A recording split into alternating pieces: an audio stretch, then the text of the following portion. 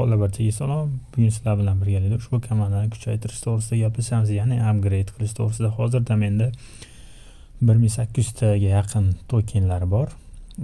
Shuning uchun qaysi o'yinchilarni olish to'g'risida o'ylanib qoldim. O'z fikringlarni ushbu videodan keyin kommentariyada yozib ketasizlar degan umiddaman.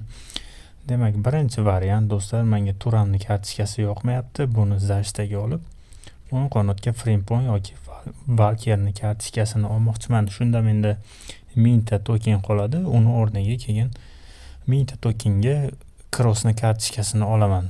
Luka Modrichni o'rniga. Nima deysizlar? Shu to'g'risida fikringlarni yozinglar.